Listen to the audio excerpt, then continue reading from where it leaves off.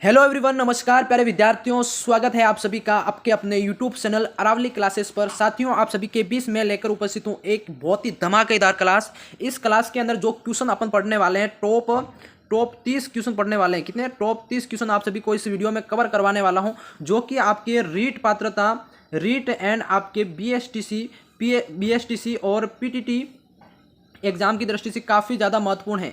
REET, BSTC and PTT exam की जो तैयारी कर रहे हैं उन सभी विद्यार्थियों के लिए ये मिक्स क्लास होने वाली है। बिल्कुल हाँ, आप इस क्लास को पूरा देखना, चैनल को सब्सक्राइब जरूर से करना। इस नए चैनल को, इस पर आपको रेगुलरली क्लासेस देखने को मिल रही है। तो इस क्लास में पहला प्रश्न आप सभी के सामने पूछा गया साथियों कि आलमशाही क्या है? आलमशाही मुगलिया सिक्का राजस्थान में कहाँ प्रचलित है? मेरे प्यारे साथियों, आप सभी को बताना है प्रचलित है नहीं था, है ना। आलमशाही मुगलिया सिक्का राजस्थान में कहाँ प्रचलित था? तो आपके सामने ऑप्शन है जयपुर, बीकानेर, अलवर या भरतपुर। मेरे प्यारे साथियों, जल्दी से आपको इसमें कमेंट करके अपना आंसर बताना है आपको, है ना। तो इसमें आपका क्या ऑप्शन राइट हो जाएगा? बिल्कुल आपका आलमशाही मुगलिया सिक्का राजस्थान में प्रचलित था मेरे प्यारे साथियों, बिल्कुल बीकानेर के अंदर। कहाँ हो जाएगा? बीकानेर के अंदर। आपका जो बी वाला, दो वाला ऑप्शन है ना, इसमें बी वाला ऑप्शन आप सभी का राइट हो जाएगा। मोस्ट इंपोर्टेंट क्वेश्चन है आपके रीट पात्रता, बीएसटीसी एंड पीटीटी एग्जाम की दृष्टि से। अब बढ़ते हैं अगले क्वेश्चन की तरफ। प्रश्न आपका 2 पूछा गया है कि निम्नलिखित में से कौन सा जोड़ा सिक्के एवं प्रचलन क्षेत्र का सुमेलित नहीं है? बताइए भाई, कौन सा सिक्के से संबंधित प्रचलन क्षेत्र, यानी कि सिक्के किस क्षेत्र में प्रचलित थे, उससे सुमेलित नहीं है? तो क्वेश्चन 2 का आंसर बताना है। तो मेरे प्यारे साथियों, इसमें जो देखो स्वरूपशाही जो सिक्के थे वो आपके परफेक्ट है, मेवाड़ के अंदर थे, ठीक है। इसी तरह आपके मदन शाही का आप देखो, विजय शाही जोधपुर के अंदर, जाड़ा शाही जयपुर के अंदर, ये करेक्ट है। तो इसमें आपका जो सुमेलित नहीं है वो आपका हो जाएगा साथियों सेकंड वाला। सेकंड वाला कौन सा हो जाएगा? मदन शाही, जो कि आपका बीकानेर से सुमेलित नहीं है, सही नहीं है ना। तो इसमें जो आपका बी वाला ऑप्शन है साथियों, बहुत ही ज्यादा इंपॉर्टेंट है, इसको नोट कर लेना। PTT, BSTC and REET exam की दृष्टि से काफी ज्यादा महत्वपूर्ण है। अगला सवाल आप सभी के बीच प्रश्न क्वेश्चन 3 पूछा गया साथियों, बहुत ही शानदार तरीके से प्रश्न को पढ़िए कि प्राचीन पंचमार्क सिक्कों का समय क्या है? बताइए जल्दी से। प्राचीन में जो पंचमार्क सिक्के हैं उसका सिक्कों का जो समय क्या है, समय का बताना है। तो समय मेरे प्यारे साथियों, इसमें से आपके सामने ऑप्शन है, ऑप्शन हो जाएगा आपका इसमें 800 ईसा पूर्व से आपका 500 ईसा पूर्व, ये वाला इसका समय है पंचमार्क सिक्कों का। किसका? पंचमार्क। मोस्ट इंपोर्टेंट क्वेश्चन है, 800 ईसा पूर्व से आपके 500 ईसा पूर्व तक, ठीक है, ये नोट करके रखना। अगला सवाल क्वेश्चन 4 आप सभी के सामने पूछा गया साथियों, बहुत ही शानदार। किस चौहान देवी ने अपने नाम के सिक्के सलवाए थे? ऐसी कौन सी चौहान देवी जिसने अपने नाम के सिक्के सलवाए थे? मेरे प्यारे साथियों, क्वेश्चन 4 का आंसर बताना है। तो वो आपका हो जाएगा प्यारे साथियों सोमल देवी। कौन थी? सोमल देवी आपका राइट हो जाएगा। बहुत ही शानदार प्रश्न है आपका, सी ऑप्शन इसमें राइट हो जाएगा, तीसरा वाला सोमल देवी, ठीक है। हाँ, अगला क्वेश्चन आपके क्वेश्चन 5 पूछा गया साथियों, बहुत ही शानदार प्रश्न है, ध्यान से पढ़िएगा। प्रश्न है आपका कि राजस्थान में किस गणतांत्रिक जनजाति के सर्वाधिक सिक्के प्राप्त हुए हैं? गणतांत्रिक जनजाति के सर्वाधिक सिक्के प्राप्त हुए हैं राजस्थान के अंदर। बताइए जल्दी से। क्वेश्चन 5 का क्या हो जाएगा? बिल्कुल वो जनजाति है आपकी योद्धे जनजाति। कौन सी हो जाएगी? योद्धे जनजाति, जिसके सबसे ज्यादा सिक्के प्राप्त हुए हैं राजस्थान के अंदर। अब बढ़ते हैं अगले क्वेश्चन 6 की तरफ। क्वेश्चन 6 आप सभी से पूछा गया है कि जॉर्ज थॉमस द्वारा राजस्थान के लिए सर्वप्रथम किन शब्दों का प्रयोग किया गया था? मेरे प्यारे साथियों, जल्दी से बताइए। जॉर्ज थॉमस एक विद्वान है जिन्होंने राजस्थान के लिए सर्वप्रथम किन शब्दों का प्रयोग हुआ था, किन शब्दों से उन्होंने राजस्थान को पुकारा था? तो वो आपका राइट क्या हो जाएगा? बिल्कुल मेरे प्यारे साथियों, इसमें आपका राइट हो जाएगा राजपूताना। जो शब्द है इन्होंने राजस्थान को दिया था। इसमें 3 वाला ऑप्शन, यानी कि आपका 3 वाला आपका राइट हो जाएगा। मोस्ट इंपोर्टेंट क्वेश्चन है रीट एग्जाम और आपके पीटीटी, बीएसटीसी एग्जाम की दृष्टि से, ठीक है, ध्यान में रखना। अगला क्वेश्चन आपका क्वेश्चन 7 पूछा गया, बहुत ही शानदार प्रश्न को पढ़िएगा। प्रश्न है आपका कि अमीर खुसरो की किस रचना में चित्तौड़ पर अलाउद्दीन खिलजी के आक्रमण का वर्णन मिलता है? अमीर खुसरो की कौन सी रचना जिसके अंदर चित्तौड़ पर जो अलाउद्दीन खिलजी का आक्रमण मतलब हुआ वो वर्णन मिलता है?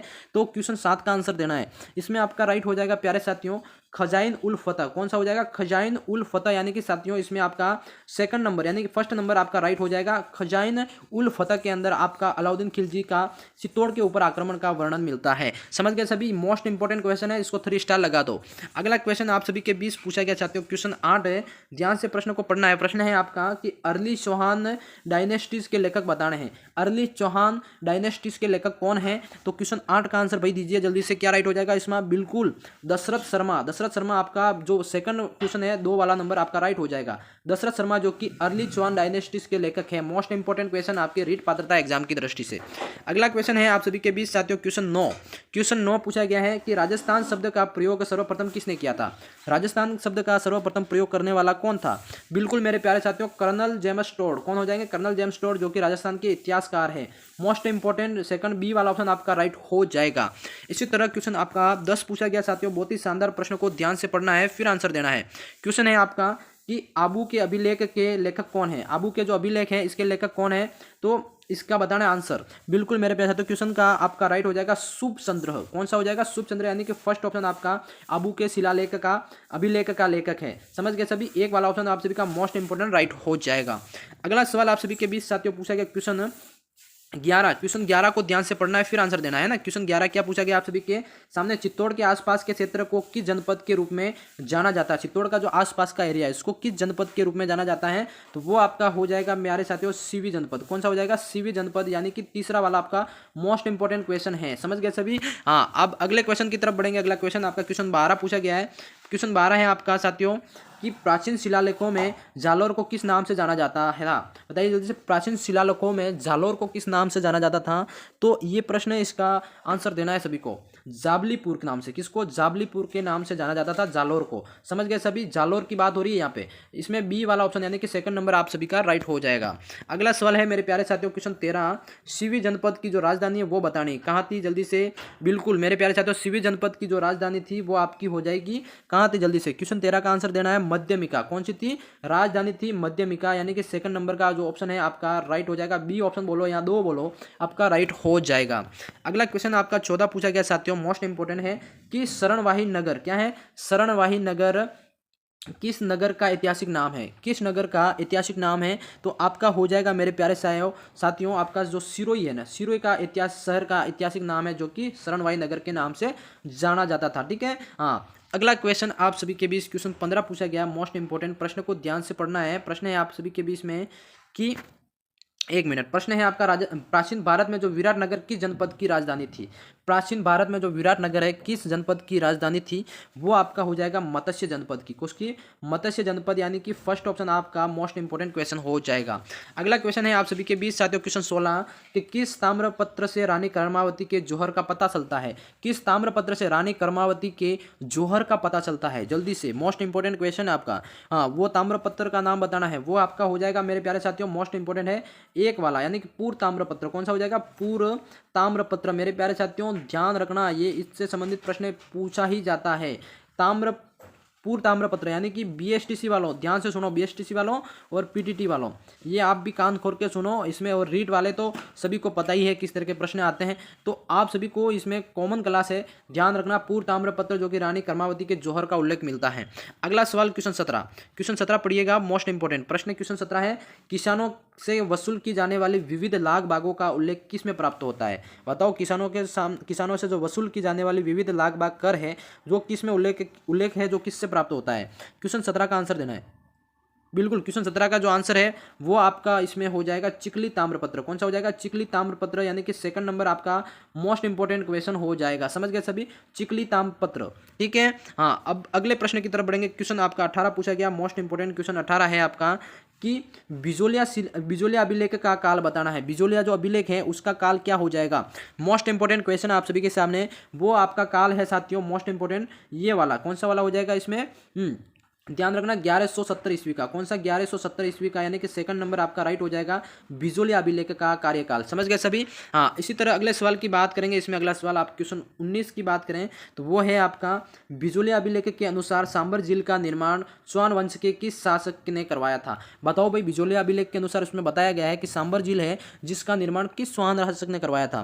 क्वेश्चन 19 का आंसर बताना है, तो वो आपका इसमें राइट हो जाएगा मेरे प्यारे साथियों मोस्ट इंपोर्टेंट क्वेश्चन वासुदेव ने करवाया था। ठीक है, उल्लेखित है कि वासुदेव ने इसका निर्माण करवाया था। मोस्ट इंपोर्टेंट क्वेश्चन है आपका रीट पात्रता एग्जाम की दृष्टि से और बीएसटीसी, ठीक है, और पीटीटी वाले ध्यान से सुनो। अगला, चैनल पे नए हैं तो चैनल को सब्सक्राइब करते रहना साथ साथ में। अगला क्वेश्चन आप सभी के बीच पूछा गया क्वेश्चन 20 साथियों मोस्ट इंपोर्टेंट है कि किस शिलालेख में चौहानों को वत्स गोत्र ब्राह्मण कहा गया है?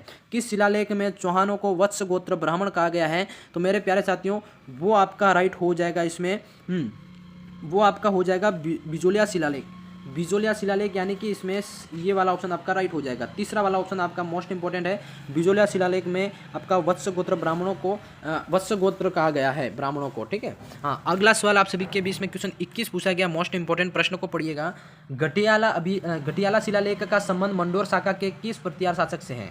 जो घटियाला शिलालेख है जिसका संबंध मंडोर शाखा के किस प्रतिहार शासक से है, तो वो प्रतिहार शासक का नाम बताना है क्वेश्चन का, तो वो हो जाएगा कुक्कुक। कौन सा हो जाएगा इसमें? कुक्कुक वाला ऑप्शन है जो आपका राइट हो जाएगा। मोस्ट इंपोर्टेंट क्वेश्चन है कुक्कुक, है ना। हाँ, अगला सवाल है आपका मोस्ट इंपोर्टेंट क्वेश्चन 22 का प्रश्न पढ़िएगा। घटियाला शिलालेख का किस भाषा में लिखा गया है? घटियाला जो शिलालेख है किसको किस भाषा के अंदर लिखा गया है? भाषा बतानी है मेरे प्यारे साथियों। क्वेश्चन 22 का आंसर देना है। ये आपका संस्कृत के अंदर लिखा गया है। किसके अंदर लिखा गया है? संस्कृत के अंदर लिखा गया है, यानी कि क्वेश्चन 2 आपका बी वाला ऑप्शन राइट हो जाएगा। क्वेश्चन आपका 21 पूछा गया साथियों। मोस्ट इंपोर्टेंट प्रश्न को पढ़िएगा तभी मजा आएगा। राजस्थान में, एक मिनट, क्वेश्चन अगला थोड़ा सा ऊपर हो गया ना। राजस्थान में संस्कृत का प्राचीन अभिलेख कहाँ प्राप्त हुआ है? ये पूछा है राजस्थान में संस्कृत का प्राचीनतम अभिलेख कहाँ से प्राप्त हुआ है? बताओ भाई क्या राइट हो जाएगा इसमें? हाँ, गोसुंडी शिलालेख जो कि आपका राजस्थान से प्राप्त हुआ है ना। हाँ, तो ये आपका फोर्थ आपका राइट हो जाएगा मोस्ट इंपोर्टेंट, जो कि संस्कृत लैंग्वेज के अंदर मिला है। ठीक है। हाँ, अगला सवाल आपका क्वेश्चन 24 आपका कहाँ है? गोसुंडी शिलालेख कहाँ स्थित है? बताओ भाई, गोसुंडी शिलालेख की बात कर रहे हैं, ये कहाँ स्थित हो जाएगा आपका? बिल्कुल चित्तौड़ के अंदर है। कहाँ हो जाएगा? चित्तौड़गढ़ के अंदर। समझ गए सभी? गोसुंडी शिलालेख आपका कहाँ हो जाएगा? चित्तौड़गढ़ के अंदर है। मोस्ट इंपोर्टेंट क्वेश्चन है, रीट के अंदर भी पूछा जा सकता है, और बीएसटीसी वालों आपके भी पूछा जाएगा, पीटीटी वालों आप भी ध्यान से सुन लो। मोस्ट इंपोर्टेंट है गोसुंडी शिलालेख।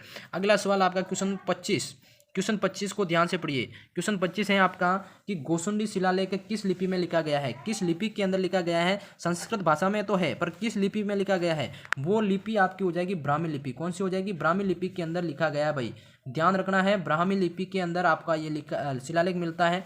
गोसुंडी शिलालेख चित्तौड़ के अंदर है, संस्कृत भाषा के अंदर है, और ब्राह्मी लिपि में है। ठीक है। अगला सवाल आपका क्वेश्चन है आपका 26। क्वेश्चन 26 आपका बरली शिलालेख जो कि अशोक काल से पूर्व का माना जाता है, जो प्राप्त हुआ है। बरली शिलालेख जो कि अशोक काल से पूर्व का माना जाता है, जो कहाँ से प्राप्त हुआ है? वो आपका हो जाएगा साथियों अजमेर से प्राप्त हुआ है। कहाँ से हो जाएगा? अजमेर से प्राप्त हुआ है। हाँ, अगला क्वेश्चन आप सभी के बीच है साथियों मोस्ट इंपोर्टेंट क्वेश्चन 27। क्वेश्चन 27 को पढ़ना है। क्वेश्चन 27 से आप सभी के सामने पूछा गया है कि मानमोरी शिलालेख राजस्थान के किस क्षेत्र से संबंधित है?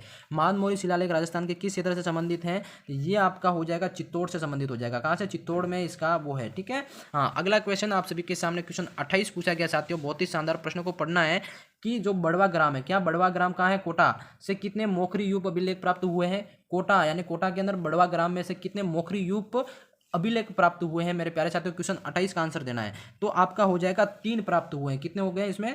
3 प्राप्त हुए हैं। एक वाला ऑप्शन आपका मोस्ट इंपोर्टेंट राइट हो जाएगा। अगला सवाल आप सभी के बीच से क्वेश्चन 29 पूछा गया है। मोस्ट इंपोर्टेंट प्रश्न को पढ़िएगा। 29 है 17वीं शताब्दी की रचना राज प्रशस्ति महाकाव्य के रचयिता बताना है। 17वीं शताब्दी की जो रचना है जिसका नाम है राज प्रशस्ति महाकाव्य, इसके रचनाकार कौन है? इसके रचयिता बताना है। तो क्वेश्चन 29 का आपका राइट हो जाएगा मेरे प्यारे साथियों रणछोड़ भट्ट। कौन हो जाएगा? रणछोड़ भट्ट, यानी कि तीसरा वाला आपका मोस्ट इंपोर्टेंट हो जाएगा। ये बीएसटीसी पीटीटी एग्जाम की दृष्टि से काफ़ी ज़्यादा महत्वपूर्ण है और रीट वालों के लिए भी महत्वपूर्ण है। अगला क्वेश्चन आपका साथियों क्वेश्चन 30 पूछा गया। बहुत ही शानदार प्रश्न को पढ़ना है। वह कौन सा अभिलेख जो महाराणा कुंभा के लेखन पर प्रकाश डालता है? ऐसा अभिलेख जो कि महाराणा कुंभा के लेखन पर प्रकाश डालता है, तो वो आपका हो जाएगा साथियों कीर्ति स्तंभ प्रशस्ति। कौन सा हो जाएगा? कीर्ति स्तंभ प्रशस्ति, जो कि महाराणा कुंभा के मतलब जीवन पर ये डालता है। समझ गए सभी? हाँ, तो इसमें ये वाला आपका राइट हो जाएगा। साथियों, आज की क्लास के अंदर टॉप 30 क्वेश्चन आप सभी के लिए लेके आया। टॉप 30 क्वेश्चन पढ़ाए, कैसे लगे कमेंट में जरूर बताना। कितने क्वेश्चन आपके राइट हुए वो भी बताना। आपकी तैयारी किस तरह से चल रही है और किस तरह की क्लासेस आपको चाहिए कमेंट में जरूर बताना। मैं मिलता हूँ नेक्स्ट क्लास में, तब तक के लिए जय हिंद जय भारत। दोस्तों, इस नए चैनल को सब्सक्राइब करके अपना प्यार जरूर दिखाइएगा। धन्यवाद।